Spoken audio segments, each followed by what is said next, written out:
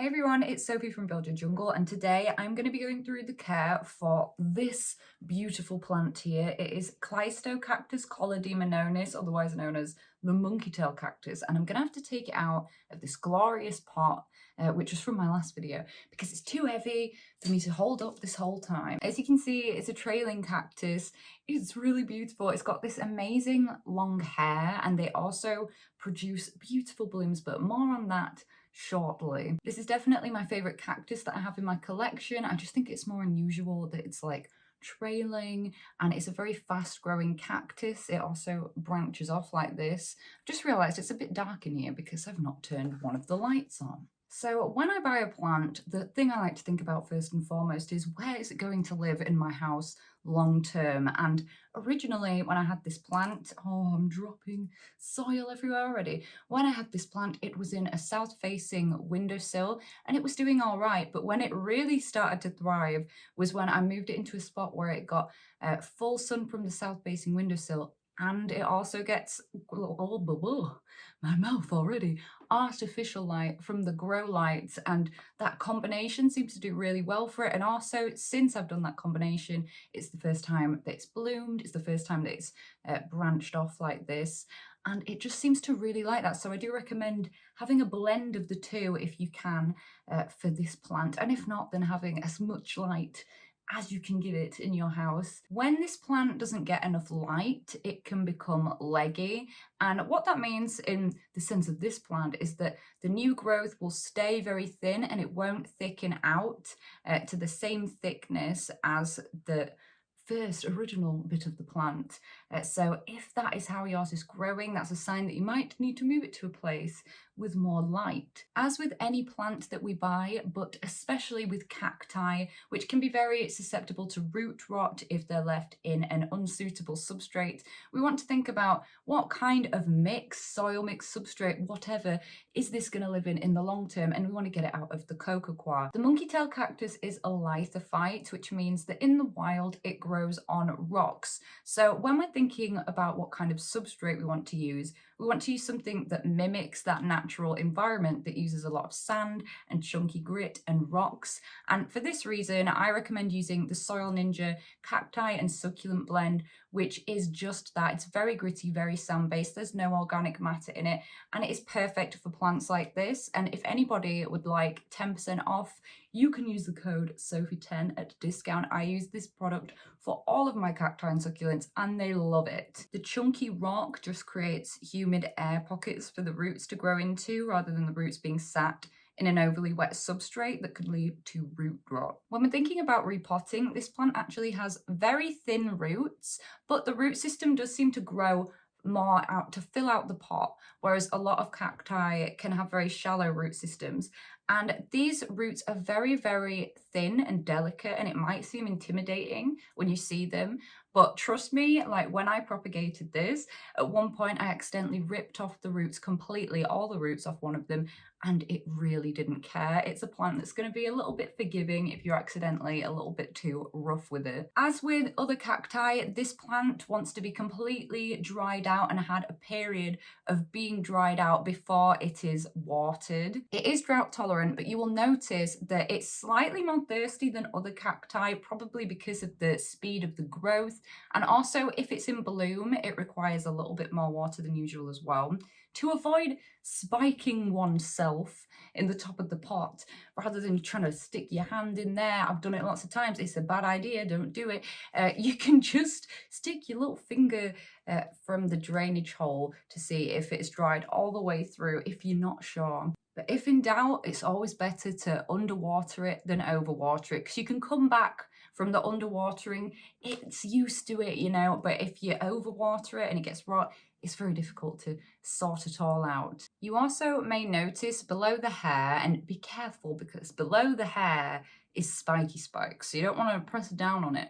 But if you're ever in doubt as well, you can usually see the texture of the skin, the cactus skin below. And if it's got a little bit of wrinkles on it, that's another indicator that it is thirsty. For watering, I use a Brita filter to remove the hard chemicals and stuff from the water and salts so that they don't build up in the substrate, because in Yorkshire in particular, we've quite hard water. But with cacti, you know, I've been known on occasion to stick the odd one under a tap if I'm in a rush, and they don't mind it too badly. So I put the water into my Brita filter. Would you believe it? It filters it, and then it goes into my little elephant watering can where I can add some liquid fertilizer. Now, if it's growing fairly a lot, like it has been at the moment, then I'll just put, you know, a standard bit, not a particularly huge amount of fertilizer, like 3 drops for my watering can. If it really is flowering and stuff, then I might hoist it up to 4 drops, which is the same that I usually use for my tropical plants for most of the year of Baby Bio. Obviously, you're gonna have to read the instructions because all the amounts are different. Depends on how much water you're diluting it in and stuff. But the reason I've brought up fertilizer is because with this plant, you can either provide it some nutrients throughout the year, kind of dial it back a bit in winter, or an alternative is you can just chuck some slow release fertilizer in there, and it will just be releasing slowly, would you believe it, throughout the year for you, and you won't have to think too much about it. But there is one other advantage of why you might want to use slow release fertilizer. It makes it flower more. So you're going to get a lot more blooms if you use slow release fertilizer. An example of this I saw the other day was my nan had got her begonia that I'd given it to bloom amazingly, and she uses only slow release fertilizer. And I've never seen so many flowers on a begonia ever. It was quite incredible. If you want to make your plant look fuller, maybe you want to share it with friends, or maybe you want to make a completely separate plant for yourself, well, you might want to propagate this plant, and it is something that can be done. It's something that I have recorded the entire process of myself. I will link the video in the description box down below. It's propagating my monkey tail cactus. Most plants get pests at some point, but the monkey tail cactus, what's a cactus? The monkey tail cactus has a certain level of protection because of its hair. This is all theoretical, but to me, it seems like that's what the case is, because this plant has been surrounded by plants in thrip infestations, in spider mite infestations, and they have never touched it. And my only logical reason that I can think why that would be is that the hair deters them from getting to the flesh of the cactus. That being said, you might want to give it a spray preventatively every now and then. I like to use SB Invigorator concentrate, but the one that you should really be looking out for with this plant, and I haven't had it happen, fingers crossed, yet, it is mealy bugs that this plant can be susceptible to. But if that happens, don't worry, because mealy bugs are like the most chill pest. You've just got to get some isopropyl alcohol on some cotton bud and like hold it over them, and they disintegrate, and you just got to keep doing that for a few weeks until you don't find any anymore. But make sure if you're using pesticide, if you're using isopropyl alcohol, put some gloves on and don't get it in your eyes, and do it in a ventilated area. Follow the health and safety instructions. So if you do have to use pesticides, I prefer SB Invigorator because it works by suffocating the pests. It's a mechanical action, whereas something like Prevanto, it's a biological action. So it's very like fumy. It needs to be really well ventilated. It's very irritanty. It irritates the skin very badly. And SB Invigorator does too, but not as much, and there's no fumes. For cacti, my advice for humidity is don't really worry about it, man. It's too humid in theory in this room for this cactus. It's 75% humidity in this room right now. And does this cactus give it?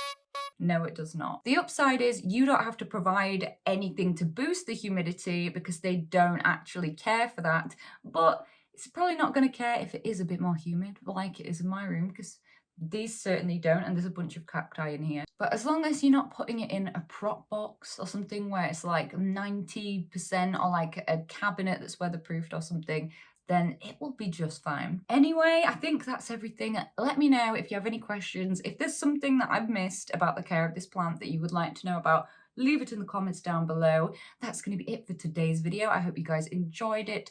I love talking about this plant. It's one of my favorites. It's a really, really cool one. At the moment, I post long form content on Friday, so please hit that button, subscribe to be notified when I next make a video. I also post every day on TikTok. There's all kinds of funky business on there, so do check that out. And I hope you're having a great day thinking about house plants.